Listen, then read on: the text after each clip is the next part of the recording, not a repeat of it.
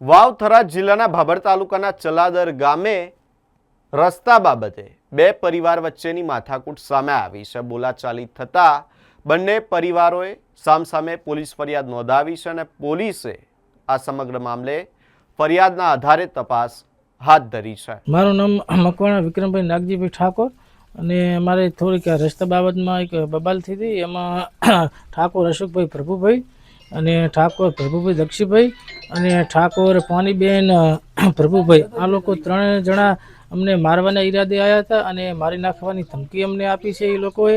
અને રસ્તાની અંદર અમારો ક્લિયર રસ્તો હતો તે છતાં બાવળ અંદર રસ્તાની અંદર નહોતા તે છતાં અમારે બંને ખેતર વાવે છે। પહેલો ઝઘડો એ લોકો જોડે કર્યો, એ લોકો જોડે ઝઘડો કરી અને ત્યારબાદ પછી મને ફોન કરી અને ધમકાવવામાં આવ્યો। પછી હું અપંગ છું એટલે મને લંગડો જેવો શબ્દ વાપર્યા અને અનેક જેટલી ગાળ્યું બોલી એ લોકોએ હું મારી સાથે થયું છે।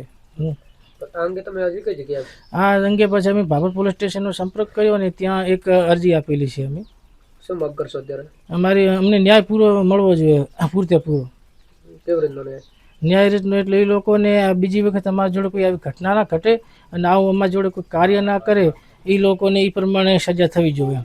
હતા કે હું આમ કરી નાખીશ તેમ કરી નાખીશ। પછી હું તો ખાલી ખેતર જ વાવું છું, જે મારા શાળાનું ખેતર છે। મેં એમને કીધું કે મારા શાળાને તમે જાણ કરો કે રસ્તાની જે બાબત હોય। પછી મારા શાળાને તે ફોન કરી તે પોતાને ના આવી ગાલો બોલી, લંગડા છે, આમ છે તેમ છે એવું બધું કીધું અને બહુ ખૂબ મોટી ધમકી આપી। છતાં મેં ગામને બધાનું સંગઠન કરીને ત્યાં રસ્તા પર બોલાયા।